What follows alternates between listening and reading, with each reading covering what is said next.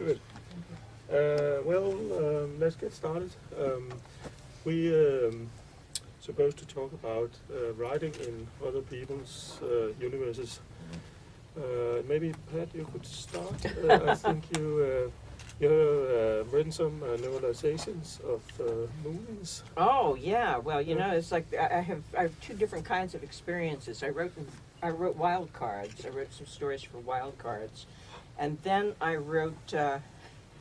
I got tapped to write the novelization of the movie Cellular, which starred Kim Basinger, and she phoned in her part. Mm-hmm. That was the thing, Cellular, and I got like 100 pages into it, and then they called me and they said script's changed completely. So it's like, okay, scrap 100 pages, and the thing is, this was for the people who do Warhammer. Oh yeah, Games Workshop. Yeah, Games Workshop. Solaris. The previous publishers. Yeah, the publishers. Yeah, understand. And they had a deal with New Line Cinema. New Line Cinema said, here's what we want the books to look like on the inside, with this amount of print and this number of pages, and with the print this particular size, no more, no less. So every book had to be exactly 95,000 words long. Mm-hmm. So I wrote this novelization of Cellular, and then I had to add 35,000 words because the script was only about 60,000 words of text. Mm-hmm. So I had to go back in and add more. And then my editor didn't have time to read it, so they jobbed it out to a freelance editor. Mm-hmm. And the freelance editor, being a very good editor, cut like thousands and thousands of words, cut it like to 85,000 words. And so the editor came back to me and said, can you add some more? And I said, you haven't read this, have you? And he said, no. So just put everything back in. And they took it. Yeah. But the next novelization I had was for a movie that was already out. It was for Jason X, which is, Friday the 13th, in the future, in space. And I had so I bought a copy of the DVD, and they gave me a copy of the script. And where the two diverged, I went with the DVD so that people could. But once again, I had to add like 35,000, 40,000 words to it to make it the size and look that New Line Cinema wanted. And so I added all these personal things about, the characters, and I put in the background. And then I ran into Melinda Snodgrass at a convention. She said, I've got to tell you something funny about your Jason X novelization. I said, what? She said, Bob Vardaman picked it up and read it because he could not imagine two more divergent things than Jason X and you. Mm-hmm. So he wanted to see what you do with it. And I had a ball with it because the movie was kind of tongue-in-cheek at many sections. So I just went with that. And Bob Vardaman read the novelization and said, this must be a really great movie. So he went out and he bought the movie, and everything that he liked about it was the stuff that I had put in to pad it out. And then I had to. They gave a number of writers the new Twilight Zone, and they said it still had to be 95,000 words, and they put 2 episodes in each book. Now, it would have been okay if it had been 3 episodes. And I talked to the editor. I said, can you talk them into 3 episodes? Because 2 episodes of a half-hour script. Mm-hmm. So I had a story called Upgrade and another story called Sensuous Cindy. And the people in these stories, they are so introspective. It's like, they think about things and then their memories go off on a tangent and there's, incredibly detailed flashbacks. And at one point, I was working on I can't even remember which one it was. And I came out of the study and I said to Chris, I'm empty. I just don't have any more. And he said, let me see it. So somewhere there's, Sensuous Cindy, the two of them, 15,000 words of that book were written by my husband because I just ran out of everything. I was so empty to the point where I was almost aphasic. Yeah. And it was, it was that was a really horrible ordeal. It's like when you have to basically make something out of nothing. But novelizations were fun, particularly the Jason X. I really liked the Jason X because I got to throw in a whole lot of things on unsuspecting Friday the 13th fans, like, Hannah Arendt and the banality of evil, and my personal theory of why Jason existed in the first place, which actually didn't go over very well with the hardcore Friday the 13th fans, but I stand by my product. Okay, and Ian? Well, my contribution to other Beatles universes consisted of 4 novels and 2 short stories set in the Warhammer 40,000 world. And I had the unique advantage and disadvantage that though the world existed in the games manuals and in the form of Citadel miniatures, and in the desire of the then owner of Games Workshop, Brian Ansell, to read real novels by real writers set in his universe, nobody had written any up until that time. What happened was that Brian Ansell, filled with cash and the desire to read real novels set in his Warhammer universes, commissioned David Pringle, the editor of Interzone magazine, to recruit the people who wrote the most stories for Interzone to write novels for Games Workshop. The little fish dangled above them being £10,000 in guaranteed royalties, no matter if no copies sold. So everybody agreed, except me. I had qualms because I'm a very moral person, and I said that now if Warhammer was actually called Peacefeather, I would approve of it more. I knew nothing about Warhammer at the time. Consequently, it was 6 months before I realized that I needed £10,000 in guaranteed royalties.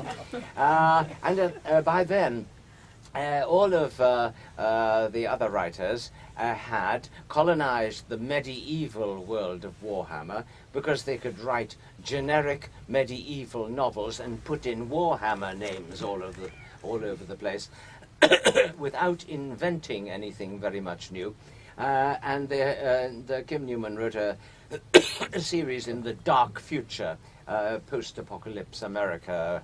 Yeah, you sent me some of those. Yeah, they were very good. Yeah. I enjoyed reading all of these, and I read the medieval ones. This was no help to me, however, in dealing with Warhammer 40,000. So I received the manuals of madness, the Library of Babel, and I received Citadel miniatures, unpainted, and looked at them and thought, Space Marine, what, all identical, how can I turn these into characters? My first attempt at writing a story for David Pringle, this was for an anthology of 40k stories, was a complete failure because I adopted too jaunty an approach. And You jaunty? Surely not. yeah. Well, it was a bit more like, hey ho, as off to war we go. And I was rebuked and told it must be much more dark and sinister than this.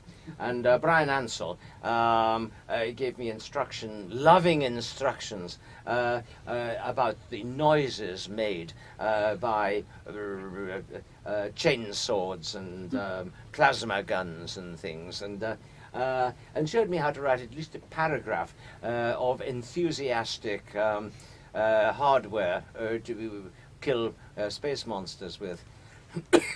The first novel I wrote was Inquisitor, and this was the first Warhammer fiction. And I discovered I loved it. I've already said this in another panel, but I will repeat that this gave me the opportunity to write the space opera, which I had always loved reading, but had never thought I would be able to write. And I found it was quite easy, having read late 19th century French poetry, you know, Baudelaire and Rimbaud and people, to switch on a kind of lurid psychosis in the morning after breakfast, and then, after being in a psychotic trance for 3 hours, to switch this off again in time for lunch and resume reality for the day.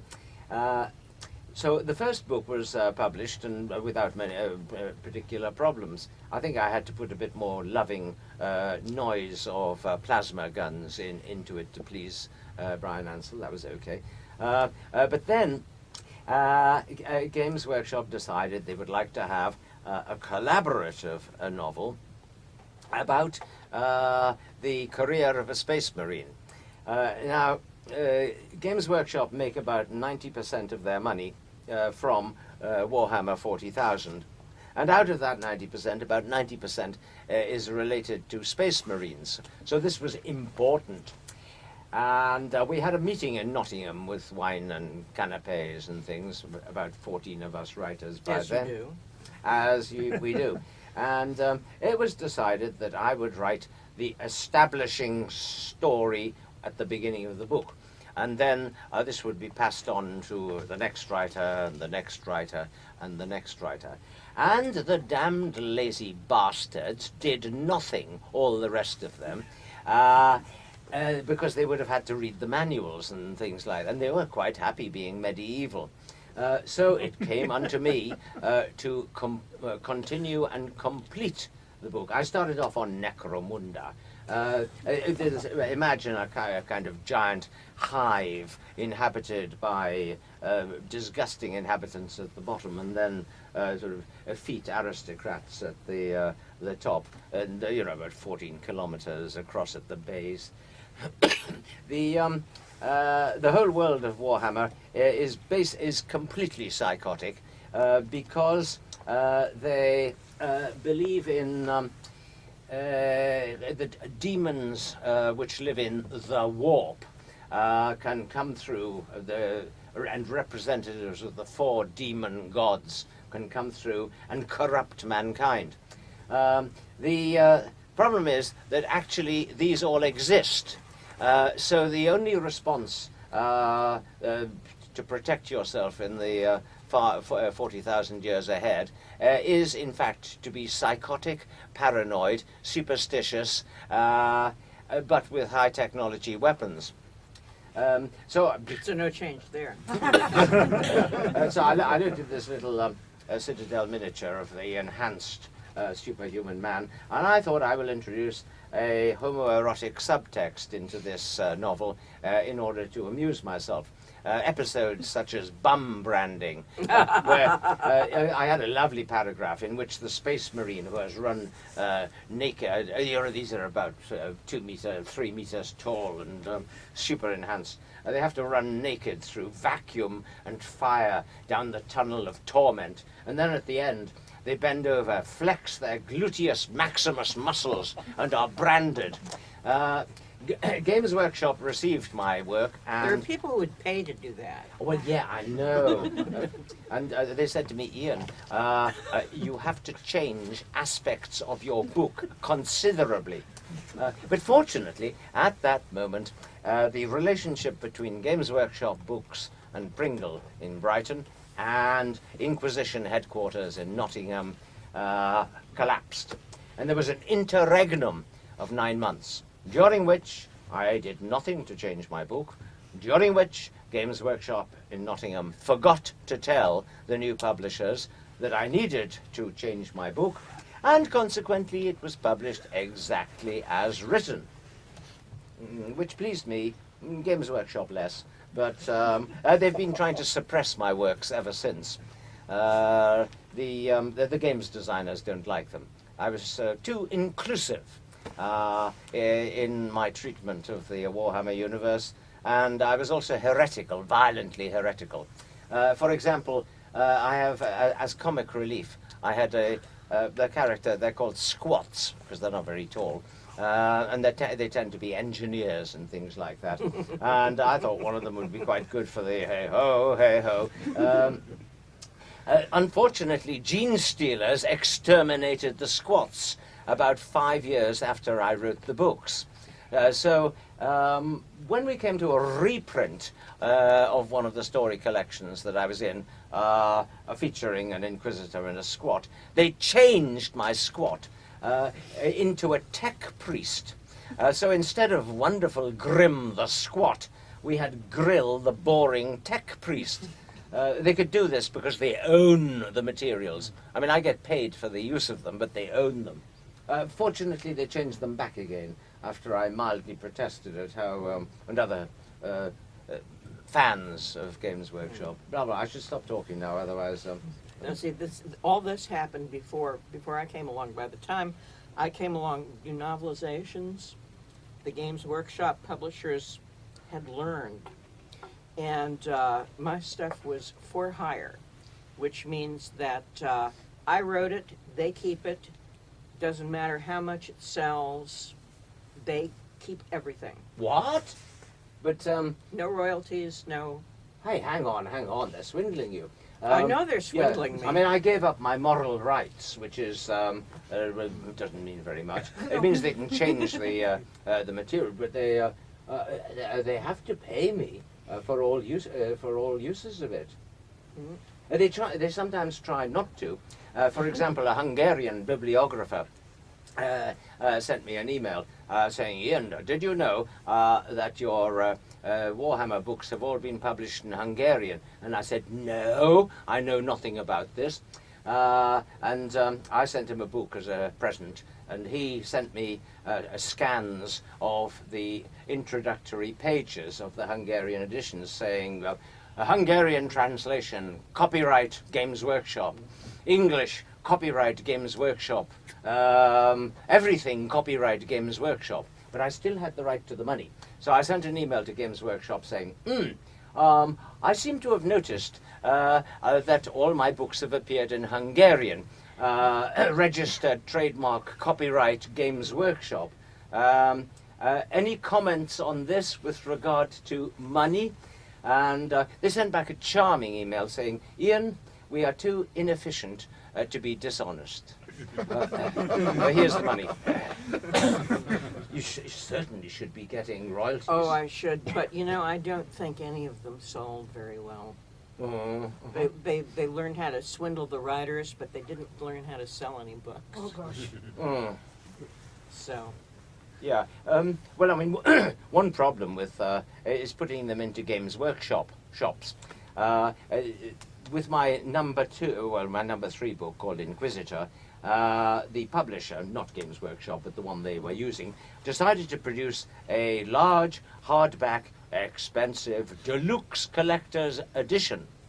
And I went to Games Day, which is the gathering of the worshippers of Games Workshop in Birmingham, and the publisher, not Games Workshop, but the packager, Box Tree, sent along 200 copies, and so I sat down and started signing them because people were queuing up, including a charming sort of 10-year-old Scottish schoolboy who said about one of my most atrocious scenes in Space Marine, he said, I loved it when Biff's head was torn off. I almost vomited. And that's the kind of reaction that I don't get to my regular science fiction usually. But anyway, along comes a Games Workshop High Inquisitor and said to me, "You sold any?" And I said, "Yeah, all gone." And he said, "Oh," and went away. I thought he would be saying, "Well done," or "Good news." He just said, "Oh," and went away. The next day, they banned the sale of my hardback special collector's edition from all Games Workshop shops on the grounds that it was too big for the shelves.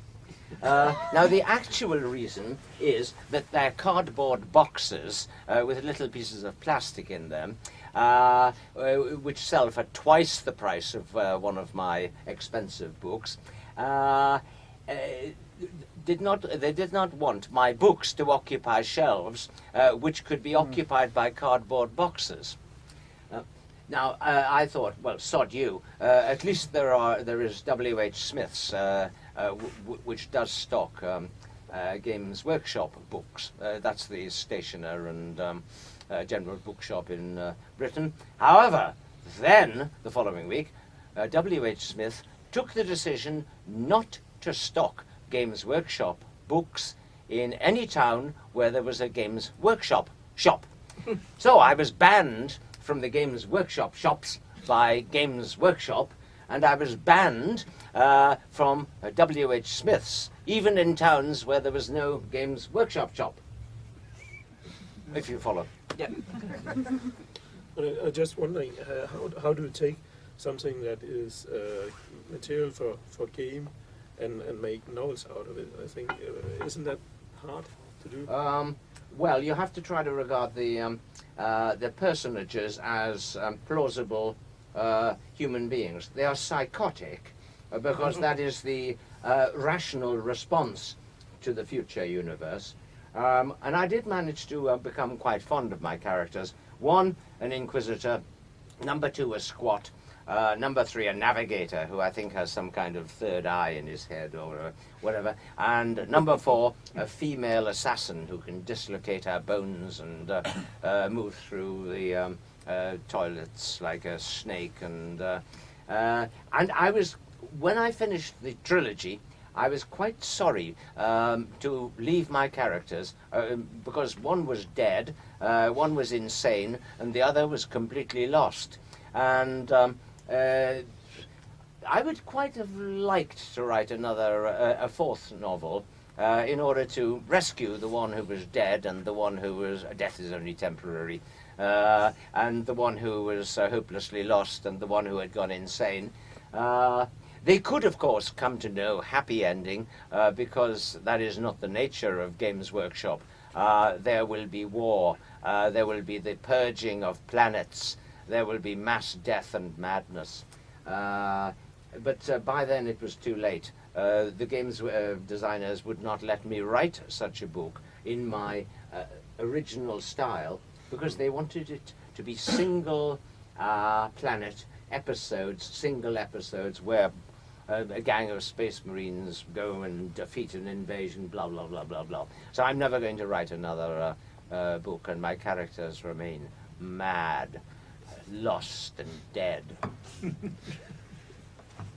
And back to you, Pat. The wildcards. Yes. Wildcards had its start as a game that a group of friends in New Mexico played together, and eventually they started writing the stories, and they pitched it to Bantam to begin with, and Bantam bought the first books, and the first book had either been turned in or come out, I can't remember which, when George R. R. Martin got in touch with me and said, why don't you join us in the universe? And I said, well, okay.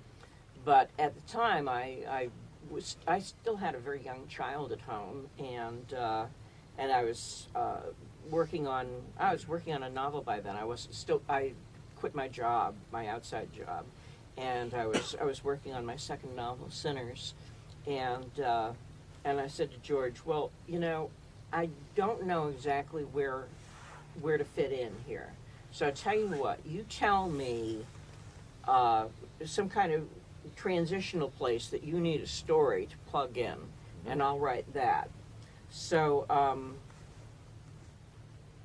it's kind of hard to remember now, but he you know, he gave me a couple of locations where they need. So I invented some characters and wrote the story, and Roger Zelazny was one of the wild card writers, and I was so pleased because he liked some of the characters that I'd written so much that he went back and he rewrote his story to include them, and there was a lot of that sort of thing. You'd find a character and use someone else's character, or my story had to include certain characters in order to move the action to a certain point.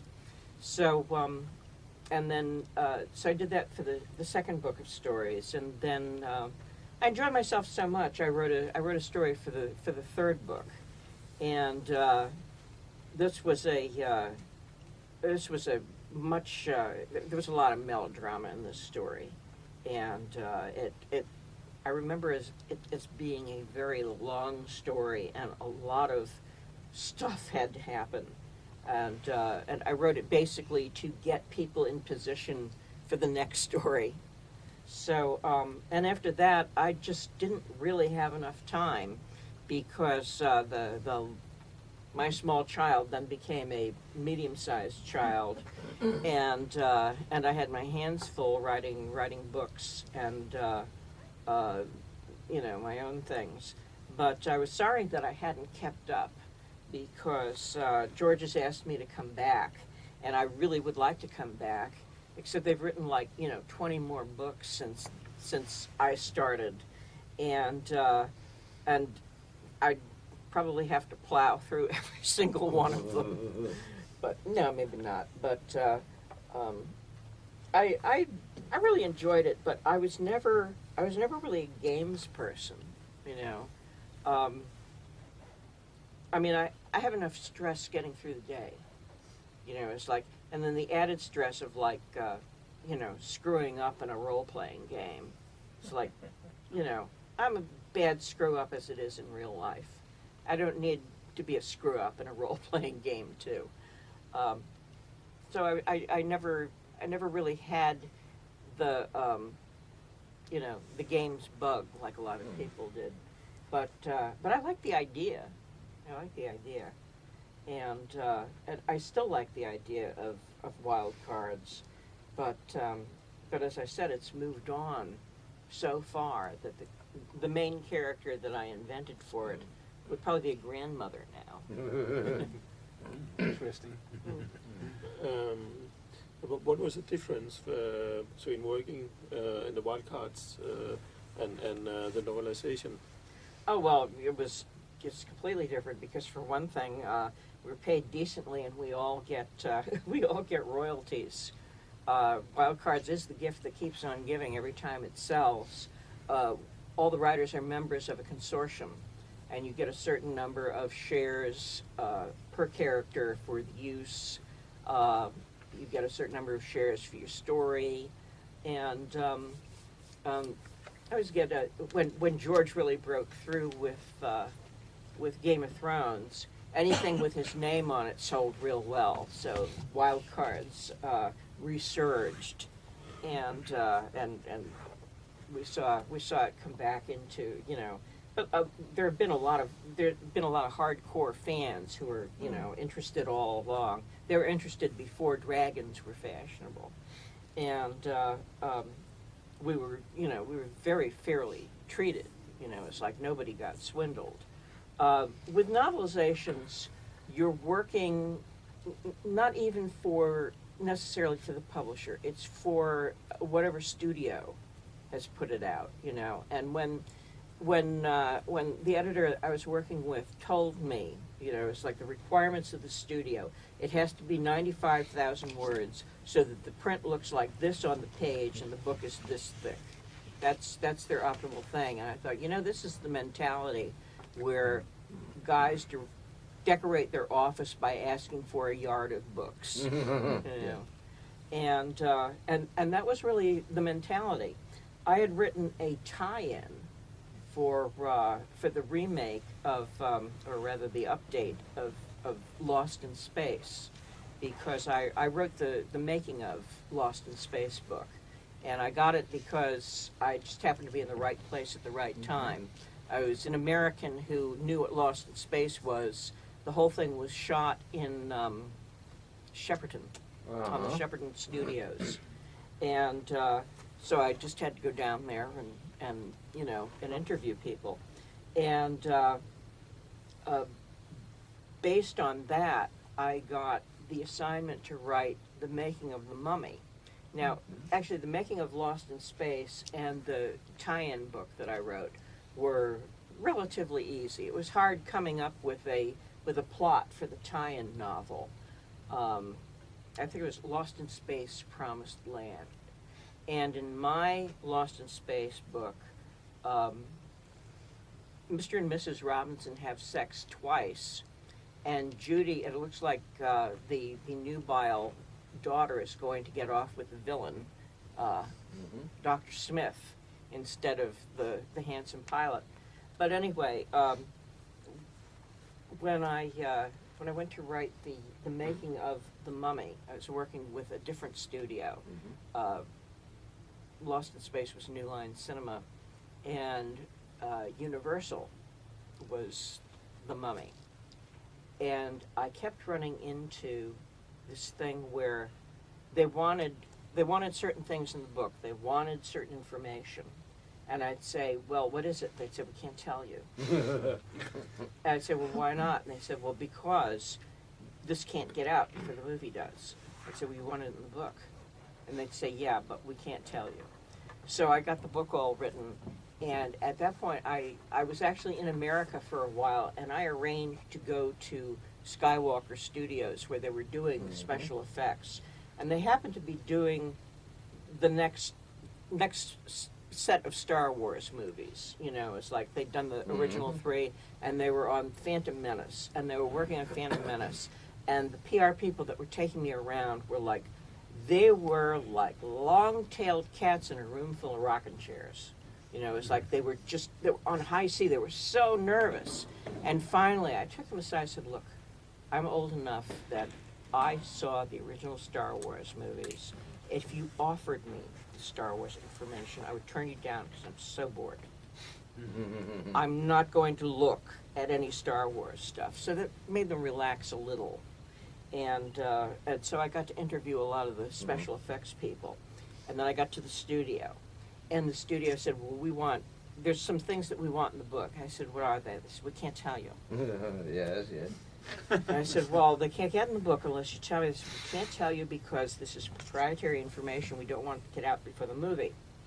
So I finished writing the book, and I put in some stuff about actual Egypt, you know, for background. And I turned it in, and the editor called me, and he said, the studio is not pleased, and the director's not pleased. And I said, why not? He said, because there's a lot of information that isn't in the book.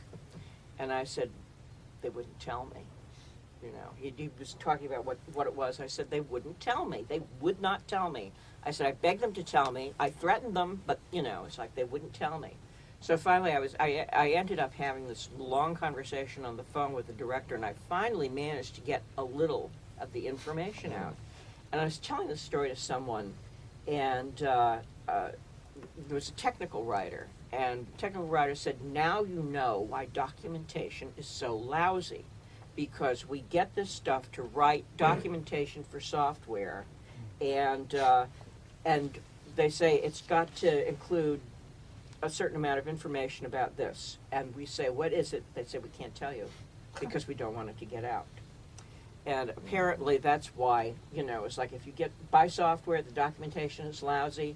The technical writer tried, but they wouldn't tell him, you know, whatever it was. But that drove me nuts, you know, and I was supposed to somehow magically come up with this stuff that they wouldn't tell me. And in the end, they still weren't happy, you know, but because they wouldn't tell me, they had, you know, it's like they just argued themselves into a corner. I said, look, you either tell me, you know, write it in the book yourself if you want to. You know, it's like, well, no, we don't write, you know. peasant. Writing is for, little people. We're producers. We're executives.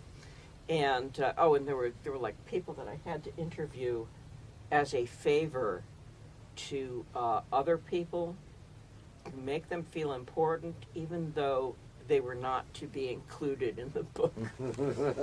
But it would have been an insult to them if the writer had come and not interviewed them. And it was, it's like there was more stuff going on, with just this book. And by comparison, the making of Lost in Space, the press officer just gave me tapes of everybody's interviews for the electronic press kit. Mm-hmm. And he's lucky that I was a nice person, because I got Gary Oldman was in that movie, and Gary Oldman is talking about he's obviously very reluctant to be doing the interview or the movie at all, and so they asked him they say, what about they asked him some kind of complicated question about his character, and his first answer is, very clear on the tape. You keep listening, and so finally he comes up with this really pretentious thing, and so I quoted it in the book, and then the book got reviewed, and someone quoted that and said, "Yeah, right. This book sucks. Listen to this. Boy, is that ever made up by a writer?" And I thought, "You son of a bitch. We better not meet." And I thought that was hilarious, but that was the pretentious thing that he came up with. And but I mean, it was a really nice thing that the press officer had done to give me those tapes, because I was able to use quotes and talk about the background of the different characters as talked about by the actors throughout the book to give it some momentum. And I really didn't get that kind of access or treatment from the Universal people, although I did get to introduce the making of The Mummy with a story about my mother. Oh. I was very pleased about that. My mother had seen the original Phantom of the Opera, and she said that was the first scare that ever scarred her for life.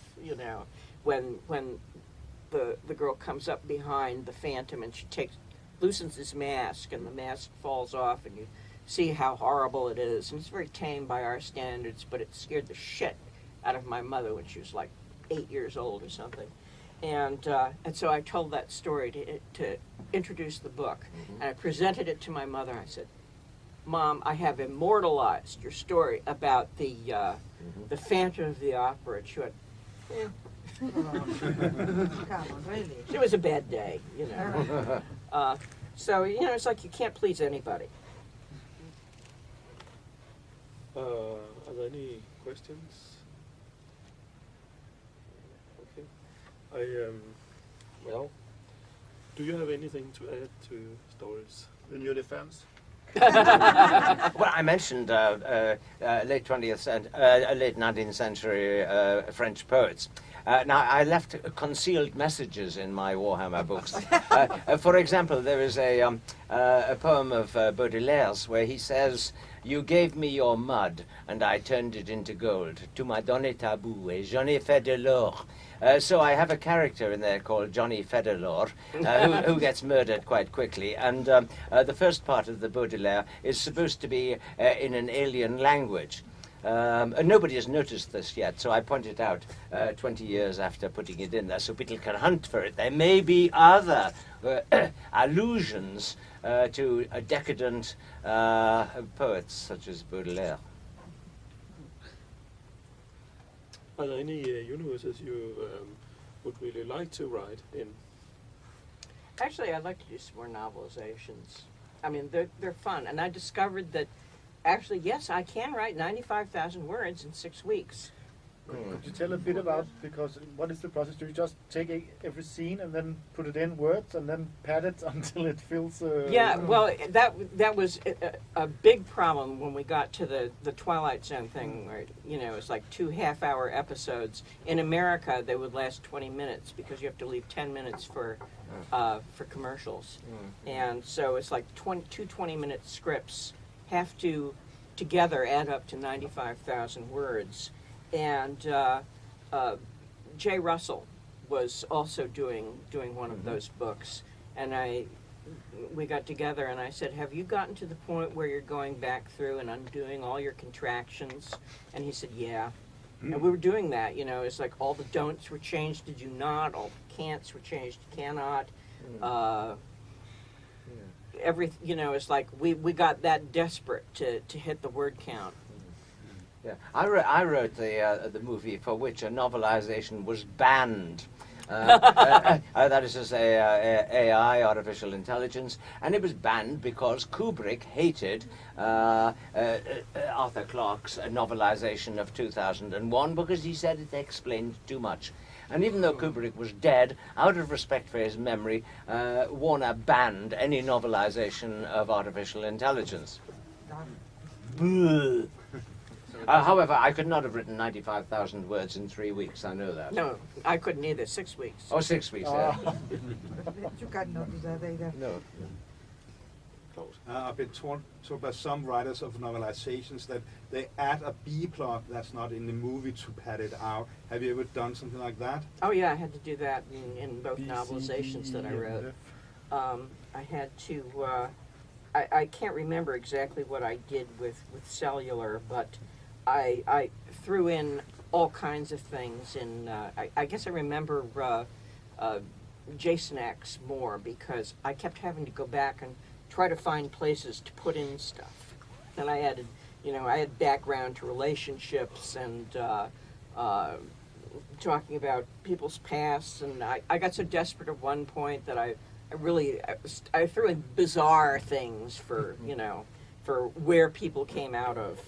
And generally, you have to do that, but I remember a writer who had done a novelization of a Harryhausen movie had put in a battle with a kraken, and they had him take it out because it didn't appear in the movie. It was the writer's invention to get the book to be long enough to be a book, and they said when people read this, they'll wonder why it wasn't in the movie, and they'll think we cut it. So he had to go back in and Take it out take that tentacle out. by tentacle. Yes, yeah, sucker by sucker. Sucker by sucker. It sucks. Kraken sushi. Maybe I can rephrase my question is there any movie or book series that you would really want to rewrite the way it should have been done? You only have 15 minutes. What about if I you, can't do 95,000 words in 15 minutes. I don't care how much money you're offering. You are not trying hard enough. Well, the best SF movie is Dark City, in my opinion, which came out 1 year before The Matrix, which is rubbish, and which is based upon roughly the same concept. And I don't think there's any novelization of that. I would like to do a novelization of it, just exactly as it is filmed, only adding a bit more detail. Well, at the time I wrote the Jason X novelization, I also had to write an original Jason X novel, what they call a tie-in. And I had to do them both within 6 weeks. And that was beyond me. I was late on that, and the editor was, the editor got hysterical because I managed to get it in on time, so they didn't come up with a blank. But it's like it was a very near thing. He was terrified, and I wish that I'd had enough time to do that story better, because I was writing as fast as I could as much as I could, you know, and it suffers. It suffered from that. It's very padded. It's, you know, it's very. It's not. I don't think it's far from being my best work. And but I remember when people would review these books, not just my books, but there are other writers doing the, you know, the 90. It's got to be 95,000 words. Just about all the reviews said they're padded, and of course they were padded. You know, it's like they were, but you know, you don't say anything. You just let it go. Of course, the whole fault of this is only arriving at the script while you're making the film and changing the script while you're filming. Kubrick would have had none of that. He wanted the story absolutely watertight before moving into any production. So you would have I would have had 6 months to write the book, which was banned. Carolina? Yeah, I have a question. Do you know which people actually... I can understand why people read tie-in, because they perhaps like a TV show or would like to know more about. But who reads novelizations, really? Are they selling, or why are they doing that? Beats the hell out of me. Well, Hulstock novelized The Emerald Forest. I think that's the title of the movie, and people would read it because he writes beautifully, and anything that he adds would be jolly good. Why anybody reads the average novelization, I don't know. Maybe because they didn't understand the movie. I know. Yeah? I know. You know, novelizations have been around for a very long time. They predate even, you know, VHS tapes. And it used to be that people couldn't just watch their favorite movie whenever they wanted to. So they would buy a novelization and read the book. And that's why people originally had novelizations, so it would keep up the interest in the movie, because in the old days, you young whippersnapper, grasshopper, there were no VCRs or anything like that. So that was how people watched the movie over and over again, was they read the book. And I think maybe the novelization may have outlived its usefulness. You know, maybe there are people who want to read more detail about something that happens in a movie. Johan? There is a very rare thing, but that occasionally happens, namely a novelization of a book based on a novel. Would you would you do such a thing if offered? Pride and Prejudice. Because you would be writing a novel where people actually have the original novel to compare your novel to. No, I wouldn't do that. In fact, they wanted to do a novelization of Blade Runner. And Philip K. Dick withheld permission for that. You know, he said, look, they either read Do Androids Dream of Electric Sheep, or they don't. And that's that. And so I'm sure that there were a number of people who went and, you know, saw the novelization of Blade Runner. Oh boy, you know, and this was before VCRs and things like that, and they opened it up and that joke's on them. Yeah.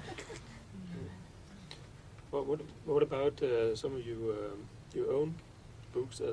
Some of them you would like to have you go at. Yeah. I've often wondered why for the last 40 years people have neglected to pay me money to make a movie. There is good news that an indie might actually make a movie of Miracle Visitors for the indie circuit. It'll take a few years to get going, and it'll be very indie, and which is going to make me at least $1 in signature of contract. But you know, things are moving. If you hang on long enough, things will happen. It's not very well known, but a Paramount optioned Pretty Boy crossover, and they made the movie. Yes. They called it The Cyberstalking. It doesn't bear hardly any resemblance at all to the story, my original story that they wrote. But They gave me a prominent credit in the beginning, you know, from the story Pretty Boy Crossover by Pat Cadigan, and they paid decently for the privilege of taking off on one of my ideas with a story of their own, which is more than I can say for certain other studios and directors who I feel very ripped off by. I name no names. A French team in Paris of young enthusiasts started filming one of my short stories. However, they then discovered after they'd finished shooting, in order to economize on money, they'd bought old film stock, and therefore one of the central scenes was completely ruined, and they could not reshoot it because the actor, to celebrate the end of shooting, had shaved off his beard. I think it was Klaus. And a question to Ian: when Spielberg took over AI, did they want any changes for the story you've written? When Spielberg took over, he read everything that he could, including all the scenes, variant scenes which I had written, and which Stanley had told me to exclude from the screen story. For example, the Flesh Fair, the Carnival of Destruction of the Robots. Stanley had said, no, I don't want that. It's too violent. And Spielberg, when he took over, said, you know, this has a great beginning and it has a great ending. It needs something really to happen in the middle. But he found that reading through the variant scenes, which were all in a library of Babel in Stanley's studio. And I'm very glad that Spielberg did this. He also restored a lot of the eloquence to Gigolo Joe, which Stanley kept on telling me to cut out. No, Ian, look, robots must talk simply, like the retarded gardener in Being There. And you know, Spielberg, you know, brought back in stuff that Stanley had excluded. So he didn't just film the movie, you know, he really did a lot of digging into all the variations, and which would be the best variations to use, as well as and put back into the screen story. I think we are out of time now. Actually, if there's one really short question, maybe. Okay. Well, I had the other question, almost the same as Klaus, but about the AI, because when I watched the movie, it started very good, and then it was me, but then the ending, I thought it must be Spielberg who had put No. The ending is exactly what I wrote for Stanley, exactly what he wanted, filmed faithfully by Spielberg. Really? Yeah, it's true. Sound less critical now. Okay, I will not say anything more. I have to rewatch it and see how great it is. Yeah. There's no sentimentality in it. It's bleak. Completely bleak. Oh no, it isn't. No, it's a beautiful ending, Christina. It's really happy because the little boy has a lovely day with his mummy. I am not going to tell again what I think about you. That's a wonderful note to end on. thank you very much to Ian Watson and Pat Cadigan. Thank you.